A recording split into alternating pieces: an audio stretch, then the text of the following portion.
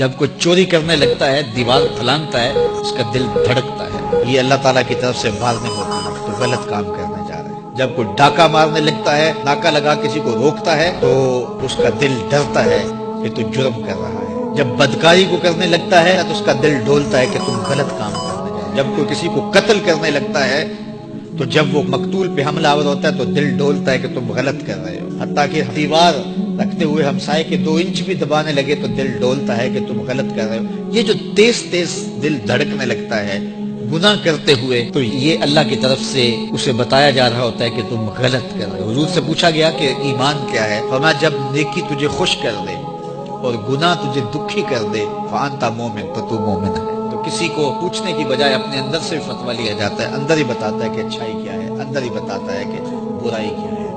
اب وہ کس راہ پہ چلے گا؟ میرے حضور نے فرمایا جنت کا راستہ مشکل اور کٹھن ہے، اور جو جہنم کا راستہ ہے وہ آسان اور آراستہ ہے، شہوات سے سجا ہوا راستہ ہے۔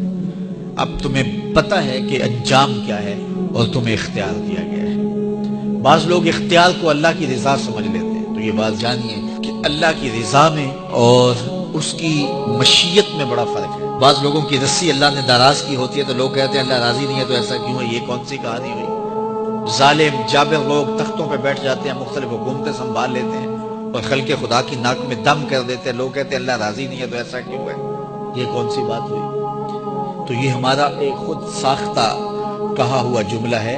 حقیقت میں کیا ہے کہ اللہ کی رضا اور ہے، اللہ کی مشیت اور ہے۔ یہ اللہ نے ہاتھ دیے ہیں، اللہ کی رضا یہ ہے کہ ان ہاتھوں سے اچھے کام کیے جائیں۔ آنکھیں دی ہیں تو ان آنکھوں سے قرآن مجید کی تلاوت کی جائے، اللہ کی قدرت کی نشانیاں دیکھی جائیں۔ لیکن آنکھوں کو شہوات سے بھر دیا جائے، ان ہاتھوں کو ظلم سے بھر دیا جائے تو اللہ روکتا نہیں ہے۔ ایسا نہیں ہے کہ بندہ گالی دینے لگے تو زبان ٹیڑھی ہو جائے، ایسا نہیں ہے کہ بری نظر سے آنکھوں کی بینائی کمزور ہو جائے، ایسا نہیں ہے تھپڑ مارنے لگے تو ہاتھ رک جائے، ایسا نہیں ہے کہ وہ میں خانے کی جانب چلنے لگے تو پاؤں کی انگلیاں ٹیڑھی ہو جائیں، چلا نہ جائے، ایسا نہیں ہے۔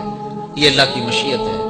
اس نے قدموں میں طاقت رکھ دی، جدھر جانا چاہے جائے، اس نے اختیار بھی دیا ہے، لیکن یہ اس کا دیا گیا اختیار ہے، یہ اس کی مشیت ہے، لیکن اس کی رضا یہ ہے کہ یہ قدم اٹھے تو مسجد کی جانب جائیں، یہ قدم اٹھے تو دکھیے کی مدد کے لیے جائیں، رزق حلال کمانے نکلیں، یہ زبان بولے تو قرآن کی تلاوت کرے، یہ لب کھلیں تو احادیث رسول کے نغمے ہوں، خیر خواہی کے کلمات ہوں، مخلوق خدا کی بہتری کی بات ہو۔ لیکن اگر کوئی گالی گلوچ دینے لگ جائے تو اس سے اللہ کی رضا نہیں۔ اللہ نے اعضاء بنا دیے اور اللہ نے انسان کو خیر و شر کی تمیز دے دی، اچھائی اور برائی کا پتہ دے دیا، اب اس کی مرضی ہے کہ وہ کدھر نکلتا ہے۔